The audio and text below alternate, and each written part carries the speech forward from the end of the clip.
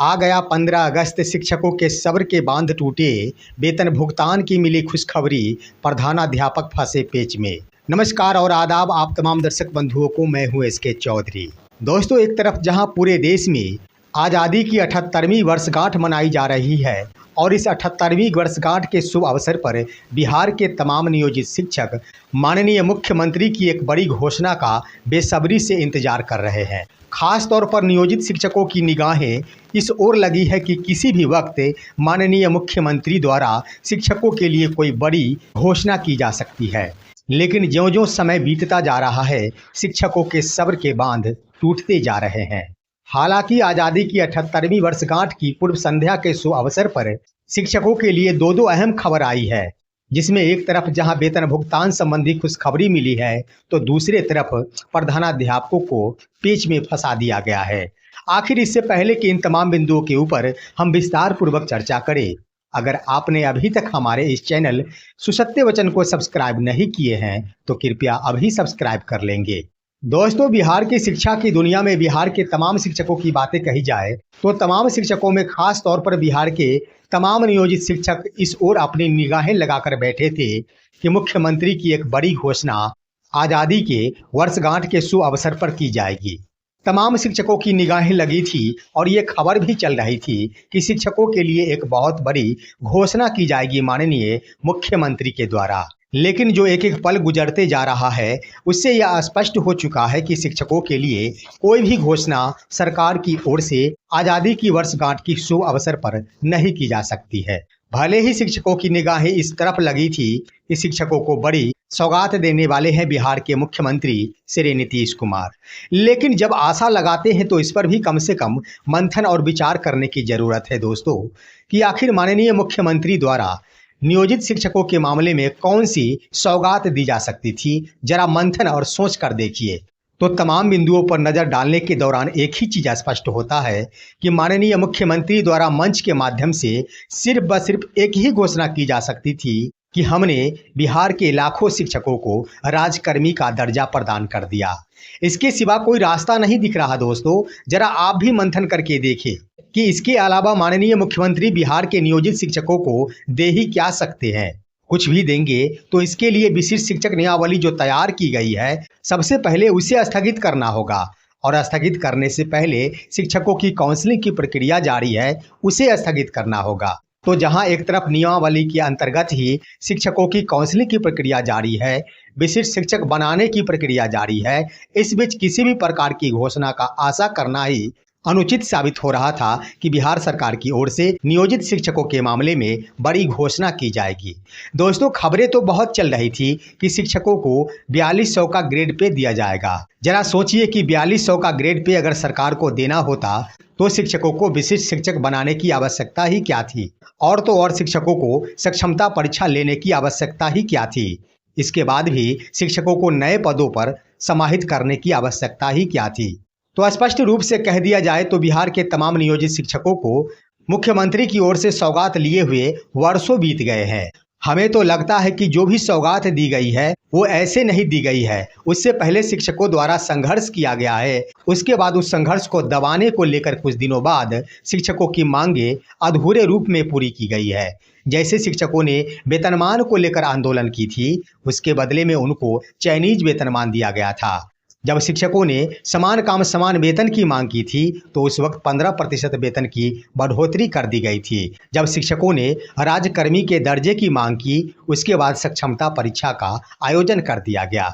यानी शिक्षकों को सौगात के रूप में लंबे अरसे हो चुके हैं माननीय मुख्यमंत्री द्वारा सौगात दिया जाना।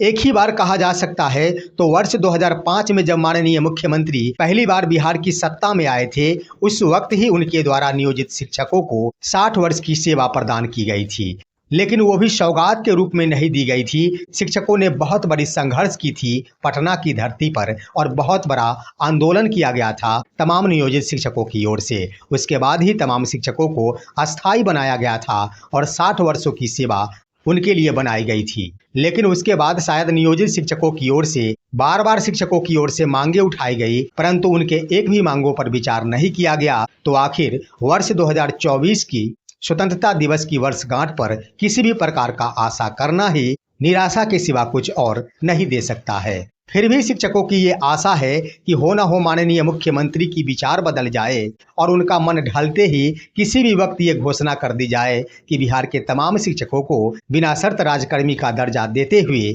समान काम समान वेतन लागू किया जाता है। लेकिन दोस्तों, यह सुनकर आप सभी को हास्यास्पद जरूर महसूस होती होगी। जब अभी हास्यास्पद महसूस हो रही है तो जरा सोचिए कि जिस वक्त खबरों में आप सुनते हैं कि 4200 का ग्रेड पे दिया जाएगा, उस वक्त हास्यास्पद होता है या फिर नहीं होता है। फिर भी जो कुछ भी हो, बिहार के नियोजित शिक्षकों को एक बड़ी सौगात की जरूरत है, क्योंकि शिक्षकों की सेवा जीवन के अंतिम पड़ाव से गुजर रही है। कोई 2 वर्षों में तो कोई 5 वर्षों में सेवानिवृत्त हो जाएंगे।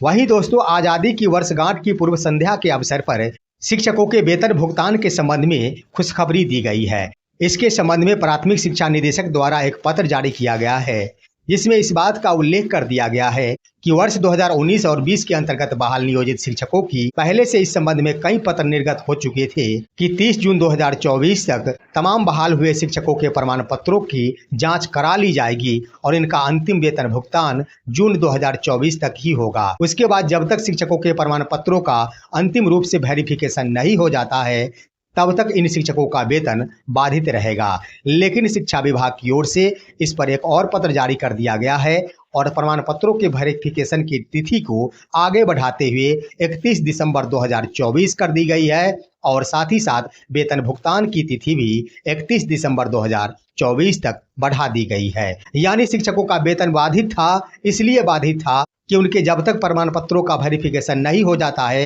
वेतन भुगतान लंबित रहेगा। अब इस वेतन भुगतान पर लगे स्टे को हटा दिया गया है और निश्चित रूप से शिक्षकों का वेतन भुगतान दिसंबर 2024 तक होता रहेगा। वहीं दोस्तों, एक और पत्र जारी किया गया है, जिस पत्र के माध्यम से तमाम प्रधानाध्यापकों को पेच में फंसा दिया गया है और इस पेच के अंतर्गत इस बात का उल्लेख किया गया है कि प्रधानाध्यापकों से संबंधित विद्यालय का कैश बुक हर हाल में अद्यतन होना चाहिए। यानी शिक्षा विभाग यह मानती है कि शिक्षकों द्वारा कैश बुक को अद्यतन नहीं किया जाता है और महीनों तक उसे लंबित रखा जाता है, जिसके लिए आदेश जारी करते हुए इस बात का उल्लेख कर दिया गया है कि अधिकतम 15 दिनों तक ही कैश बुक अपडेट का मामला लंबित रह सकता है।